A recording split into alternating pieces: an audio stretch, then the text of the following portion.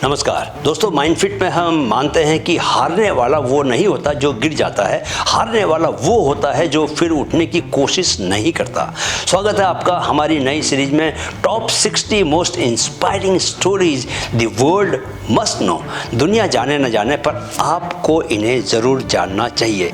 इस सीरीज का मकसद यही है कि आज का यूथ सिर्फ एक्सटर्नल इंस्पिरेशन न ले बल्कि इंटरनल ट्रांसफॉर्मेशन महसूस करे। टॉप 60 मोस्ट इंस्पायरिंग स्टोरीज सिर्फ कहानियां नहीं है दोस्त, ये वो जिंदा सबक हैं जो हमें बताते हैं कि हिम्मत शरीर में नहीं आत्मा में होती है। और आज की कहानी उस लड़की की है जो सिर्फ 13 साल की थी जब एक शार्क ने उसका हाथ निगल लिया था, लेकिन उसने सपना नहीं छोड़ा। दोस्तों, क्या आपने कभी किसी हादसे के बाद खुद से पूछा है अब मेरी ज़िंदगी पहले जैसी नहीं रहेगी? क्या मैं ख़त्म हो गया? क्या मैं ख़त्म हो गई? आज की कहानी एक ऐसी लड़की की है जिसने अपने शरीर का एक हिस्सा खो दिया, लेकिन उसके भीतर की रोशनी और भी तेज़ हो गई। जी हाँ, यह कहानी है बेथनी हैमिल्टन की, the girl who served with one arm, only one arm, जिसने एक शार्क अटैक के बाद भी समुद्र की लहरों पर खड़े होकर दुनिया को दिखाया कि अगर दिल में लहरें हों तो बाहें कम नहीं पड़ती। चलिए कहानी में गहरा उतरते हैं। जब सपनों को शार्क ने काट लिया। दोस्तों, बेथनी हवाई की रहने वाली थी, जहां समंदर की लहरें बच्चों के लिए खिलौने जैसी होती हैं। वो महज 5 साल की उम्र से ही सर्फिंग करना शुरू कर चुकी थी। 10 साल की उम्र तक उसने कई लोकल प्रतियोगिताएं जीत ली थी। वो नेशनल लेवल सर्फर बनना चाहती थी। फिर आया 31 अक्टूबर 2003, उसकी ज़िंदगी का सबसे भयानक दिन। 13 साल की बेथनी रोज की तरह सुबह समुद्र में प्रैक्टिस कर रही थी। तभी अचानक समुद्र में कुछ हिला। एक 14 फुट लंबी टाइगर शार्क ने उसके बाएं हाथ पर हमला कर दिया। एक झटके में उसका पूरा हाथ कंधे तक से गायब हो गया। बेथनी को इमरजेंसी में ले जाया गया। खून इतना बह चुका था दोस्तों कि डॉक्टरों ने उसकी जान बचने की उम्मीद छोड़ दी थी, लेकिन बेथनी बच गई। हाँ, उसका हाथ नहीं लौटा, लेकिन उसकी हिम्मत लौट आई। अब शुरू होता है कहानी का दूसरा पार्ट। जब शरीर ने जवाब दिया, आत्मा ने संभाला। बेथनी को वापसी करने में शारीरिक से ज़्यादा मानसिक लड़ाई लड़नी पड़ी। एक हाथ से संतुलन असंभव काम था। पैडल मारना पेनफुल काम था। पब्लिक में जाना डर और शर्म, सोशल मीडिया, ट्रोल्स और सिंपैथी। लेकिन बेथनी ने एक दिन खुद से कहा, मैं शार्क से डरी नहीं तो अब डर से कैसे हार जाऊं। 17 दिन बाद, सिर्फ 17 दिन बाद दोस्तों, वो दोबारा समुद्र में उतरी, एक हाथ से सर्फ बोर्ड पकड़कर, और लहरों पर खड़ी हो गई। उसकी पहली वेव एक जीत नहीं थी, वो पुनर्जन्म था। बेथनी हैमिल्टन ने साबित कर दिखाया कि एडेप्टेशन इज पावर। बेथनी ने सिर्फ करेज नहीं दिखाया, उसने स्ट्रेटेजी बनाई। उसने अपनी सर्फ बोर्ड को रीडिजाइन किया ताकि एक हाथ से भी पेडल बैलेंस किया जा सके। कोर स्ट्रेंथ पर फोकस किया, फुट प्रेशर और वेव टाइमिंग में मास्टरी लेकर आई। वो बॉडी मेमोरी को फिर से उसने रिट्रेन किया। वो जानती थी सेम जैसे पहले थी वैसी नहीं रह सकती, तो उसने बेटर बनना शुरू किया। दोस्तों, अब आता है कहानी का सबसे खूबसूरत हिस्सा, ग्लोरी बियॉन्ड सिंपैथी। 2005 में बेथनी ने अपनी पहली नेशनल सर्फिंग कंपटीशन जीती, कटे हुए हाथ के बावजूद। फिर उन्होंने कई वर्ल्ड चैंपियनशिप्स में भी भाग लिया, टॉप रैंकिंग में भी आई, और अपने ग्रिड से पूरी दुनिया का उसने अपनी ओर ध्यान खींचा। हॉलीवुड ने उस पर एक फिल्म बनाई, सोल सर्फर, जिसे मिलियंस लोगों ने देखा और सब इंस्पायर हुए। लेकिन बेथनी की सबसे बड़ी जीत, वो खुद की नज़रों में कभी विक्टिम नहीं बनी। दोस्तों, चलिए अब जरा अपने हीरो को डिकोड करते हैं और जानते हैं बेथनी हैमिल्टन से सीखने लायक 5 जिंदगी बदलने वाले टेकअवेज।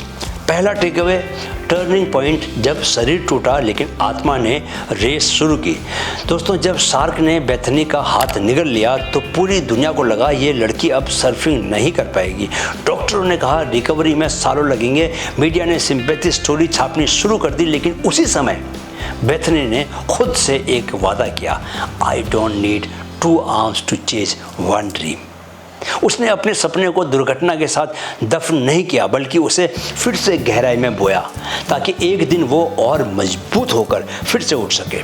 टर्निंग पॉइंट वो नहीं था जब उसने दोबारा सर्फिंग शुरू की। टर्निंग पॉइंट दोस्तों वो था जब उसने हार मानने से इनकार कर दिया। दूसरा टेक अवे, मेंटल टूल्स। जब दिमाग स्ट्रेटेजी बनाता है, शरीर उसका फॉलोवर बन जाता है। बेथनी की वापसी का असली रहस्य सिर्फ हिम्मत नहीं, सोच की सटीक तैयारी थी। फियर को लॉजिक से तोड़ना। उसने खुद से पूछा, क्या शार्क अटैक एक बार हुआ या ये रोज होने वाला डर है? लॉजिक ने डर को जड़ों से काट दिया। डेली माइक्रो गोल्स, हर दिन एक छोटा सा लक्ष्य। आज बोर्ड पर खड़े होना, कल पैडल करना, फिर वेव पकड़ना। विजुअलाइजेशन, खुद को वेव पर खड़ा देखकर उसने बॉडी मेमोरी दोबारा से ट्रेन की। फेथ प्लस फिजिकल रेजिलियंस, उसने न सिर्फ भगवान में भरोसा किया दोस्तों, बल्कि अपने शरीर की एडेप्ट करने की क्षमता पर भी भरोसा किया। अगर मैं शरीर को दोबारा सिखा सकूं तो मैं दोबारा उड़ सकती हूँ। तीसरा टेक अवे, बिलीफ सिस्टम जो है वही काफ़ी है अगर उसमें मास्टरी आ जाए। बेथनी को ये बात जल्दी समझ आ गई कि वो पहले जैसी सर्फर नहीं बन पाएगी, लेकिन उसने ये नहीं कहा कि अब मैं एवरेज बनकर रहूँगी। उसने कहा, मेरे पास जो है वो काफ़ी है और मैं उसमें मास्टर बन सकती हूँ। उसका बिलीफ ये नहीं था कि दुनिया उसे स्वीकार करे, बल्कि ये था कि वो खुद को स्वीकार करके एक नया स्टैंडर्ड सेट करेगी। चौथा take away, habits that built her, consistency in the face of constraint. Bethany की ग्रेटनेस किसी मिरेकल का नतीजा नहीं थी, वो हर दिन की सीमित लेकिन गहरी मेहनत का फल थी। डेली डिसिप्लिन डिस्पाइट डिसएबिलिटी, हर दिन दोस्तों अभ्यास करना, चाहे दर्द हो या चाहे लोग हंसे। Physical therapy plus journaling, body recovery के साथ साथ उसने अपने माइंड को भी हील किया। हर इमोशन को जर्नलिंग यानी डायरी लिख कर उसने प्रोसेस किया। उसके बाद आता है प्रैक्टिस सेशंस। जब सबने मना किया, जब फैमिली और दोस्त कहते कि थोड़ा रुक जा, वो कहती है लहरें रुकते नहीं, मैं क्यों रुकूं। जीरो कंपैरिजन, सिर्फ सेल्फ फोकस। वो खुद से बेहतर वर्जन रोज बनाती थी। अगर मैं कल से 1% बेहतर हूँ तो मैं जीत रही हूँ। पांचवा take away, application for youth today. तुम्हारी लहर तुम्हारे इंतजार में है।